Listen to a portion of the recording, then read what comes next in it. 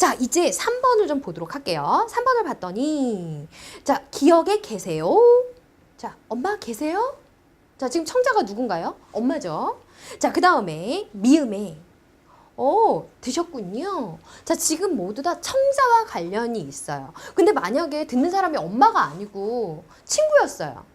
그럴 경우엔 반말을 쓸 수 있겠죠. 자, 그래서 3번 같은 경우에는 해요체를 활용해 할머니를 높이는 게 아니라, 자, 여기서 누굴 높이는 거라고요? 어머니를 높이는 거예요. 그래서 요 3번 같은 경우에는요, 상대 높임법에 해당해요. 자, 처음에 말씀드렸다시피 상대 높임 같은 경우에는 종결 어미에 따라 달라지더라라는 거. 뭐 크게는 격식체, 비격식체. 그 다음에 격식체 안에서도 아주 높임, 아주 낮음 이런 식으로 등급이 매겨지죠. 자, 그 다음에 이제 4번과 5번을 좀 볼게요. 자, 아들은 기역과 미음을 어휘를, 높임의 어휘를 사용해서 할머니 주체를 높이고 있습니다. 댁에 계시다. 자, 댁에 있다 라고 해서 할머니를 높이고 있고요. 자, 그 다음에 편찮으시다, 드시다 의 시를 활용해서 할머니를 높이고 있군요 라는 거. 자, 그래서 1, 2, 4, 5는요 모두 다 주체 높임법과 관련이 있고요. 자, 3번은 상대 높임법이에요. 그래서 여기에 해당하는 건 요라는 종결 어미밖에 없다라는 걸 좀 기억하셨으면 좋겠습니다. 자, 그 다음 이제 42번 문제로 갈게요. 자, 절대 빠지지 않는 그런 내용이죠. 문장부호. 자, 2015년에 개정이 됐는데 현실적인 그런 개정으로 많이 바뀌었어요. 우리가 쓰고 있는 컴퓨터 환경하고도 밀접하게 연결이 돼서 굳이 막 문자표 찾아서 옮기지 않아도 되는 그런 수고로움을 더는 그런 작업들을 많이 진행해놨죠. 자, 일단 1번을 보시면 숨김표가 나와 있어요. 자, 금기어나 비속어 사용할 때 또는 비밀 유지할 때. 자, 그래서 요 42번에는요, 요 X표만 쓰는 게 아니라 또 뭐도 사용할 수 있죠? 그치요? 동그라미도 사용할 수 있다라는 거. 자, 그 다음에 2번에 보시면 책 제목, 신문, 이름을 나타낼 때는요, 우리가 겹화살표도 쓰기도 하지만, 자, 근데 보통 편하게 쓰는 거는 작은 따옴표예요. 근데 얘는 허용이고요. 우리가 겹나표라고 해서 과거에는 요거 꼭 써야 됩니다 라고 지정했던 적이 있죠. 자, 겹나표를 사용하기도 하죠.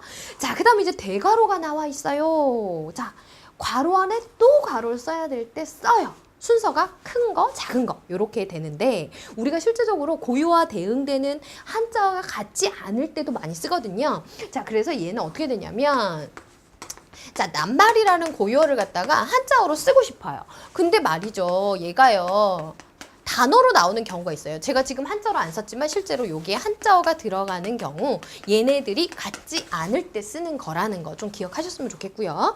자, 그 다음 이제 소괄호. 소괄호는 정말 많이 쓰잖아요, 우리가. 자, 생략할 때 쓰기도 하고요. 지시문이라던가 그 다음에 우리말 표기를 하고 나서 원어 표기할 때, 예를 들면 요런 거죠. 커피 하면은 커피라는 우리말로 쓰고요. 그 다음에 CO, FF, EE. 자, 요렇게 원어를 같이 나타낼 때도 씁니다.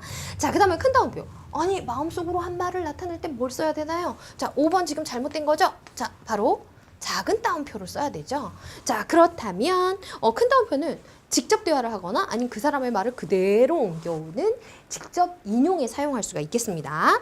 자, 그 다음 이제 43번 문제인데요. 자, 실은 이제 과거에는 이제 표준어만 복수 표준어가 많이 생겼었다면 최근에는 그 발음에서도 이 복수적 현상이 나타나고 있어요. 그러다 보니까 이걸 단지 이런 법규 같은 걸로 제약하기에 너무 어렵다라고 느껴서 국립국어원에서 복수 표준 발음을 인정하기 시작했죠. 자, 그 내용 중에 하나예요. 우리가 흔히 효과적입니다 라고 쓰라고 했지만 법령이 개정되면서 이렇게 바로 앞뒷부분 된소리로 나는 것까지 맞게 해줬죠. 그 다음에 자, 안가님이 맞는 거였는데 안가님도 맞게 해줬고요. 그 다음에 밤이슬, 밤이슬. 그래서 뭐 여는 법칙까지 적용을 해줬고요. 자, 근데 4번을 보시면요, 고랭즈라고 되어 있어요. 이건 찰랭자기 때문에 얘는 굳이요 한자어를 원지은 그대로 써야지 얘를 갖다가 발음하기 편한 방향으로 바꿔줄 수가 없는 거죠. 그래서 4번은 지금 잘못된 내용이 되겠고요. 자, 지금 우리가 국립국어원에서 발표한 것 중에 또 몇 가지 살펴볼 내용이 있어서 자, 일상생활하고 밀접한 몇 가지만 좀 살펴보도록 할게요. 자, 지금 보시면 앞쪽에 있는 아이들이 원래 발음으로 인정했던 아이들이고요. 사람들이 자꾸만 편한 대로 써요. 그러니까 두 개 다 맞게 해줘 라고 인정한 것들 중에 하나죠. 자, 인기척이 있다라고 했는데 인기척도 맞게 했죠. 그 다음에 연이율, 그래서 얘는 니은 첨가 현상이 있는 걸 원래는 맞게 했어요. 근데 바로 연음 법칙에 의한 것도 맞게 인정을 했고요. 얘도 마찬가지죠. 순이익도 니은 첨가 현상이 있는 걸 맞게 했다면 얘도 연음 법칙 또한 맞게 해준 그런 현상이고요.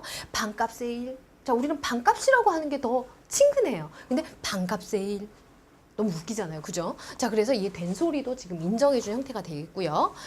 시험 접수했어? 자, 실제로는 된소리로 많이 쓰지만 그렇게 쓰지 않는 사람들이 있기 때문에 자, 된소리로 쓰지 않는 것 또한 맞게 인정한 그런 예가 되겠습니다.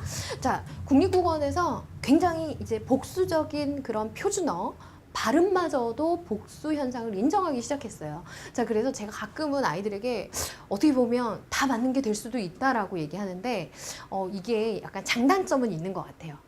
일상생활을 반영했다라는 좋은 점도 있지만 문법 규칙에서 점점 멀어지기 때문에 어느 순간 규칙이 허물어지면 규칙 자체가 바로 서기 힘든 그런 시대가 오지 않을까 좀 걱정이 되긴 하거든요.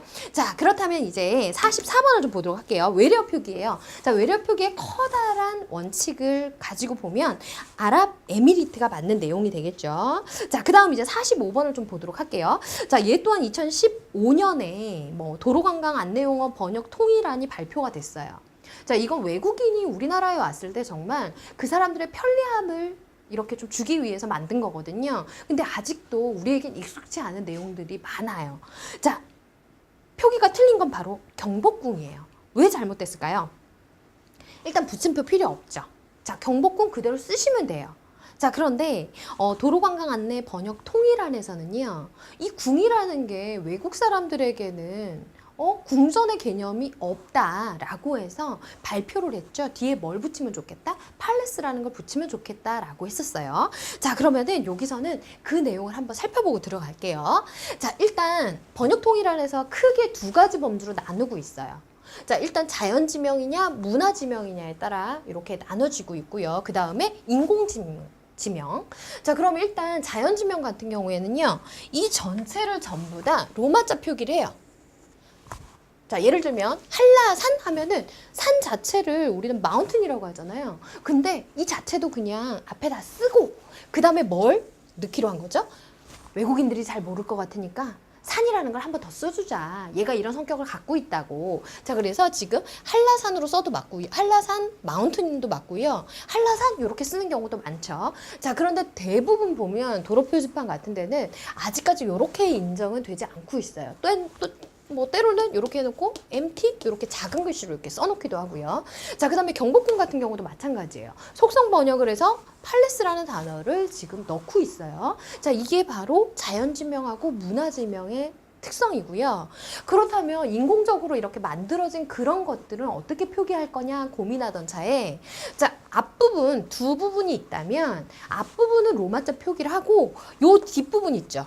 자, 얘네들을 속성 번역해주자. 그래서 한강공원 하면 한강팍, 그 다음에 광장시장 하면 광장마켓, 이런 식으로 표기를 해주고 있다라는 거.